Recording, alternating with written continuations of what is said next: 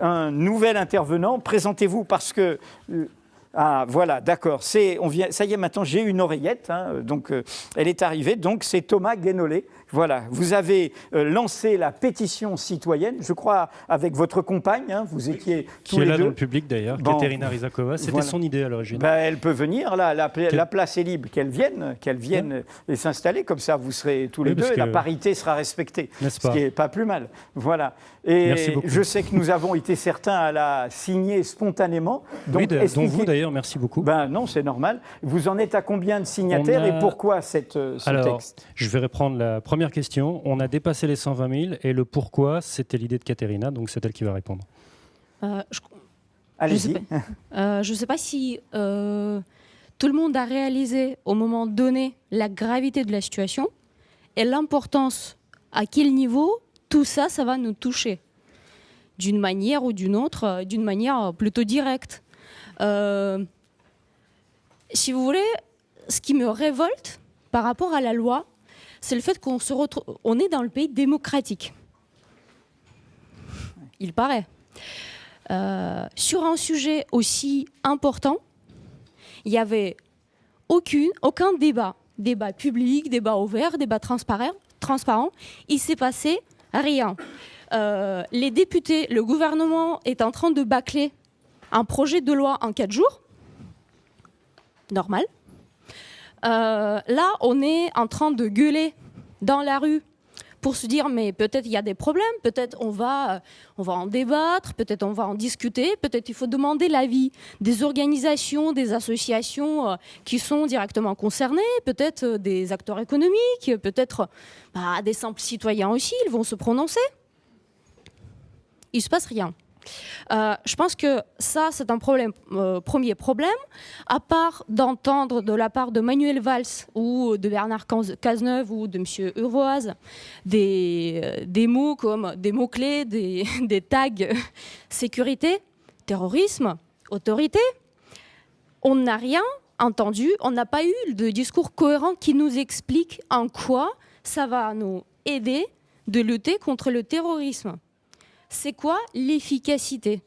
Est-ce que c'était prouver l'efficacité de ce genre de dispositif ? Est-ce que il y a quand même un gros problème que ça ne s'étend pas seulement sur le terrorisme, mais ça s'étend sur plusieurs domaines de notre vie. Ça s'étend sur la vie privée.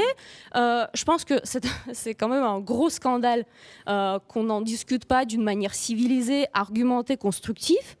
Que le gouvernement est complètement imperméable sur le sujet aussi important et que quand on parle des attentats déjoués par exemple par la NSA, il y en a je pense un seul en utilisant en utilisant quand même les outils et les dispositifs assez peut-être même plus développés que ce qui est proposé par la loi en l'état en France. Si nous prenons ces algorithmes magiques, parce que nous, on se prononce, je pense, quand même de la part de la société civile, de la part des citoyens, de la part de... Vous êtes vous-même dans quel secteur professionnel ? Nous, on a une agence de communication, et je pense que ça va gêner nous et nos clients, ce type de dispositifs qui vont ramasser toutes les infos, tous les contrats, toutes les factures, tout ce que vous voulez. Moi, on travaille aussi médias, donc, j'ai des contacts avec des gens pour raisons professionnelles, on a des échanges de mails. J'ai droit à la protection de mes sources, il me semble, y compris de vis-à-vis d'une police secrète. Déjà, il y a ce problème-là. Après, sur la question d'efficacité, ou plutôt la question d'inefficacité de ce type d'outils, on parle beaucoup d'algorithmes. On ne va pas rentrer en détail technique. Mais quand on imagine qu'on va arriver à un algorithme magique avec un bon résultat de 90% de réussite, bien, prenons l'ensemble de la population française. On est 65 millions de citoyens. Bien. Imaginons qu'il y a 1000 terroristes sur le territoire français. Bien. Comme ça, on détecte 900 terroristes. À part ça, dans le filet, nous avons 6,5 millions de citoyens. Ce sont des soi-disant faux positifs. Il se passe quoi derrière avec les 6,5 millions de faux positifs sur lesquels il faut enquêter? De faux positifs. Oui, c'est ça. Si votre dispositif est fiable à 90%, oui. Ça veut dire que, si mettons qu'il y ait 1000 personnes qui sont des terroristes, vous allez en choper 900 avec ça. Mais dans le même filet, vous allez choper 10% de la population qui n'a rien à voir avec la choucroute, et vous allez vous retrouver avec 6 millions de faux positifs. C'est des simples probas, et ça veut dire que les ressources humaines, pour pouvoir traiter tous vos faux positifs avec votre surveillance généralisée, ça va être des ressources humaines nécessaires qui vont être colossales. Et ça embouteille toute la chaîne. En fait, c'est un projet pour créer des emplois, c'est ça? Oui, ça créerait des emplois, mais c'est tout à fait... En fait, on peut se poser la question, c'est-à-dire qu'ils n'auront pas les ressources humaines derrière. Donc, quelle est l'étape suivante? C'est de vous réclamer plus d'embauches. C'est l'effet boule de neige. On vous demande les moyens d'écoute. Derrière, on ne peut pas suivre au niveau des ressources humaines et on vous demande plus de ressources humaines.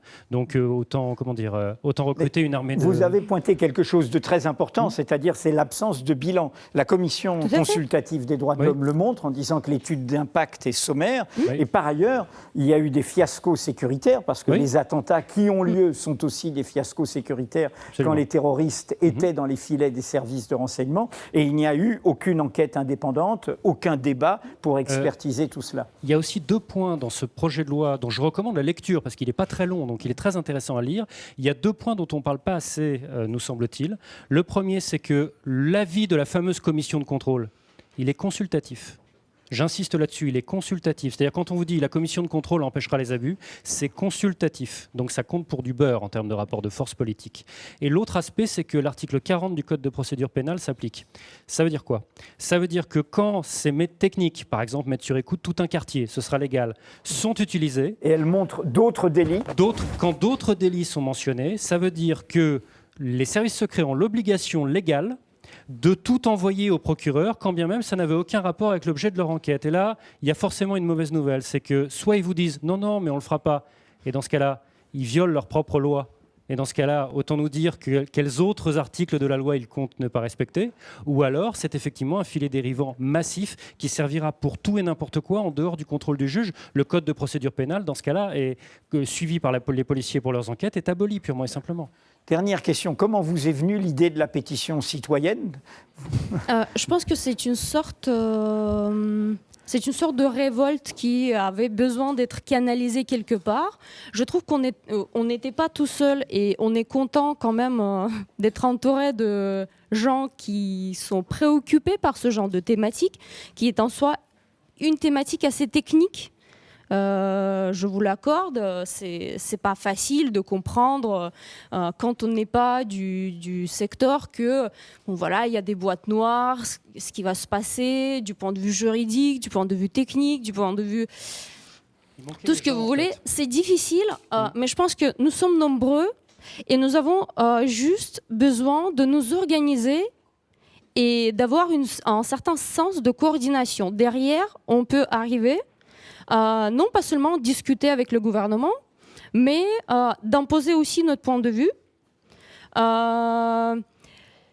Et c'est pour ça que j'invite tous. C'est pas encore trop tard. Je pense que le combat n'est pas perdu. On aura encore le temps. Il faut signer en masse votre appel. Tout à fait. Alors comment on le retrouve? Rappelez-nous. Très facile. Sur la plateforme change.org, vous avez une pétition qui est toujours à la une de la plateforme, qui s'appelle « Retirer le projet de loi renseignement ». C'est un Big Brother français.